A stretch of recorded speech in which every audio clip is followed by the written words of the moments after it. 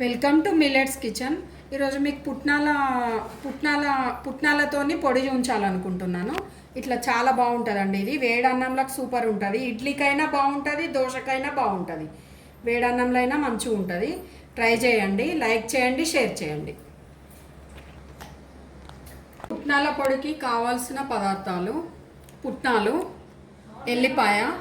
ఎల్లిపాయను జీలకర్ర దంచుకోవాలి మనం, సాల్టు, కారము, జీలకర్ర.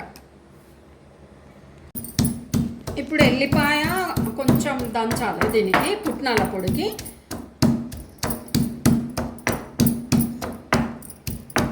దంచి అందులోనే జీలకర్ర వేయాలి.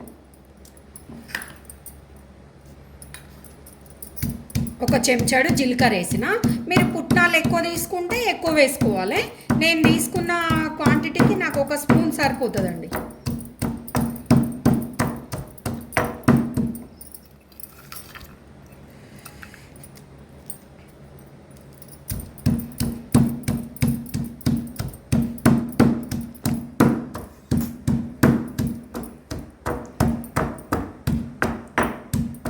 ఇట్లా దంచి మెత్తగా చేసి పెట్టుకోవాలి మనం.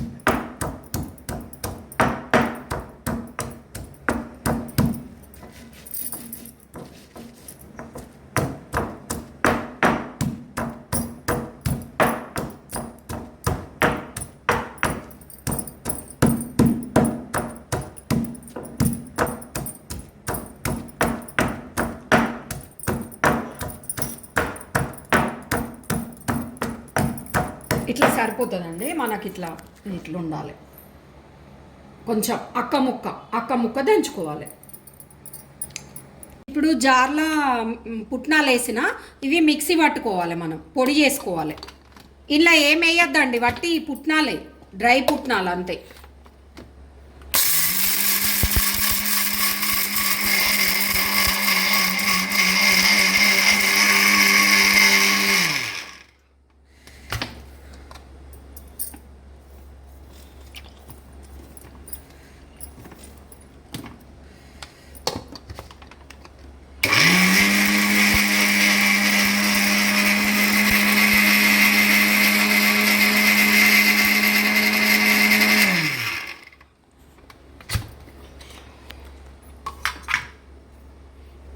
ఇట్లా మెత్తగా చేసుకోవాలి పొడి.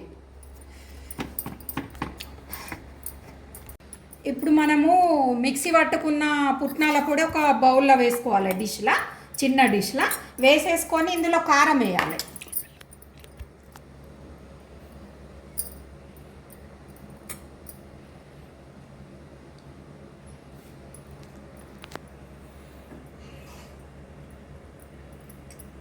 నేను ఒక 3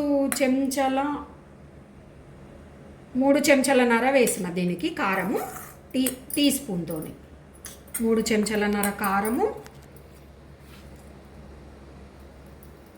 సాల్టు 2 చెంచాలన్నర వేసిన. దీంతో మీరు అంటే మాది సాల్ట్ కలపంది, ఇది కారము విడివిడిగా అన్నట్టు. నేను అందుకని సాల్ట్ ఎక్కువ వేసిన. మీరు టేస్ట్కి సరిపడా వేసుకోండి సాల్ట్, ఎందుకంటే ఎక్కువ అయితే మంచిగా ఉండదు కదా.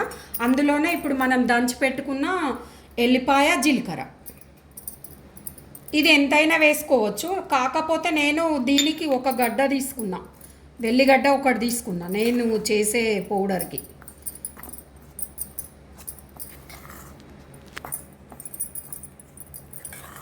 ఇప్పుడు ఇది కలపాలి మంచిగా. అంటే వెల్లిపాయ, జీలకర్ర దీనికి మంచిగా కలిసేటట్టు చేయితోని కలుపుకోవాలి. స్పూన్తోని కరెక్ట్ కలపరాదు కదా, అందుకని నేను చేయితోని కలుపుతున్నా.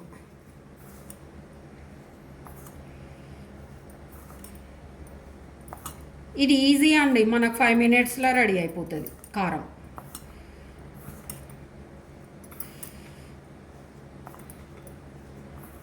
మీరు కారం సరిపోకుండా మళ్ళీ టేస్ట్ చూసినాక వేసుకోవచ్చు.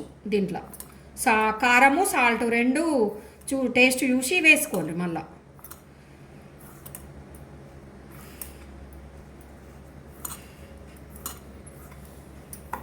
ఇట్లా ఇప్పుడు రెడీ అయిపోయింది మనకి కారం అంతే.